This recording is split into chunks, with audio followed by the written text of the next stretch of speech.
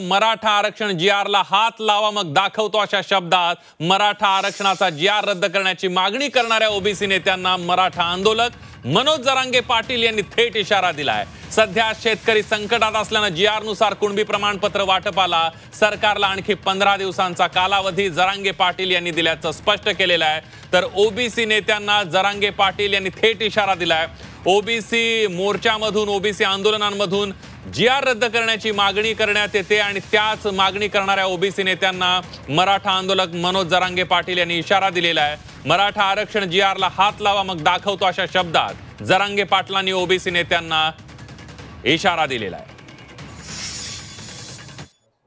मी सकारात्मक म्हणतोय जीआर म्हणून, आणि त्यांनाही कळालंय। तुम्ही ज्यांचं नाव घेतलं ओबीसीचे नेते, आम्ही तर ओबीसी समजत नाही, त्यांना जे जातीचे नेते आहेत त्यांना कळालंय म्हणून तो कोर्टापर्यंत गेले। तर मराठ्यांच्या विरोधात रान उठवलंय ना त्यांनी, मराठ्यांना शत्रू समजलेला आहे, मराठ्यांचा खूप द्वेष करता येते म्हणून त्यांना तो जीआर रद्द करायचा ना। आम्ही एवढं सोपं आहे होय, जीआर नसतो रद्द होऊन देत आम्ही कोणा टप्पर आहे, तुम्ही नुसतं जीआरला हात लावा म्हणा सरकारमध्ये मग सांगतो। आणि याविषयीच बोलण्यासाठी आपल्या सोबत ओबीसी नेते नवनाथ वाघमारे आहेत। नवनाथ जी, आपण बघतोय नागपूरच्या मेळाव्यामध्ये सुद्धा आणि एकंदरीत ओबीसी नेत्यांचं म्हणणं आहे की तो जीआर रद्द करण्यात यावा, मात्र अशा प्रकारची मागणी करणाऱ्या ओबीसी नेत्यांना मनोज जरांगे पाटलांनी इशारा दिलाय। नवनाथजी, मनोज जरांगे काही इथं राष्ट्रपती आहेत का, पंतप्रधान आहेत का, मुख्यमंत्री आहेत आणि हे राज्य हा देश संविधानावर चालतंय, त्यामुळे मनोज जरांगेच्या अशा भिकारचोट धमक्यांना कोणी घाबरत नाही। आणि मनोज जरांगेला फक्त सवय लागली अशा फुगीर धमक्या मारायच्या, कुठेतरी प्रसार माध्यमांच्या टीआरपी मध्ये राहायचं, बाकी काही नाही। आणि न्यायालयाचा विषय काय, मनोज जरांगे काय न्यायाधीश आहेत का की हात लावून दाखवा आम्ही काय करू, हे हात लावायचा विषयच नाही। ओबीसी आता रस्त्यावर उतरलेला, ओबीसीनं ठरवलंय आपलं राजकीय अस्तित्व संपत असेल तर आपल्याला ताकदीने लढावं लागेल, आपल्याला जशाच तसं उत्तर द्यावं लागेल। आणि आमची न्यायालयीन सुद्धा लढाई सुरू आहे आणि नक्कीच आम्हाला माहिती आहे न्यायालयातून सुद्धा आम्हाला न्याय मिळणार आहे। आणि रस्त्यावरली लढाईमुळे या राज्य सरकारला सुद्धा नमावं लागणार आहे। राज्य सरकारला सुद्धा 2 पावलं पाठीमागे येऊन हा काळा जीआर 2 सप्टेंबरचा काळा जीआर 1 दिवस रद्द करावा लागणार आहे। आणि जोपर्यंत काळा जीआर रद्द होत नाही तोपर्यंत या राज्यातील ओबीसी समाज आणि आम्ही सुद्धा कार्यकर्ते म्हणून आम्ही शांत बसणार नाही आहोत।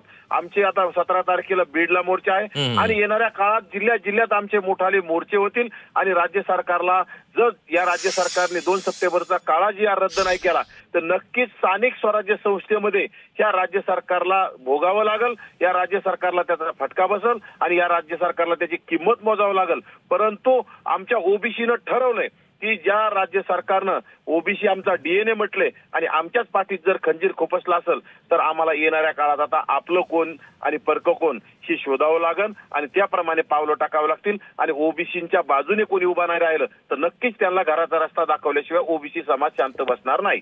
अगदी म्हणजे 2 सप्टेंबरचा जीआर रद्द करण्याची मागणी ओबीसी समाजाची कायम आहे। 17 तारखेला त्या संदर्भातला एल्गार आहे। नवनाथजी, धन्यवाद, जी 24 तासशी बोललात आणि ओबीसी समाजाची आणि एकंदरीत संघटनेची बाजू मांडली त्याबद्दल।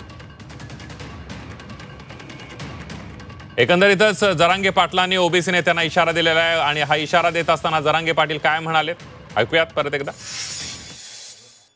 मी सकारात्मक म्हणतोय जीआर म्हणून, आणि त्यांनाही कळालंय। तुम्ही ज्यांचं नाव घेतलं ओबीसीचे नेते, आम्ही तर ओबीसी समजत नाही, त्यांना जे जातीचे नेते आहेत त्यांना कळालंय म्हणून तो कोर्टापर्यंत गेले। तर मराठ्यांच्या विरोधात रान उठवलंय ना त्यांनी, मराठ्यांना शत्रू समजलेला आहे, मराठ्यांचा खूप द्वेष करता येते म्हणून त्यांना तो जीआर रद्द करायचा ना। आम्ही एवढं सोपं आहे होय, जीआर नसतो रद्द होऊन देत आम्ही कोणा टप्पर आहे, तुम्ही नुसतं जीआरला हात लावा म्हणा सरकारमध्ये मग सांगतो।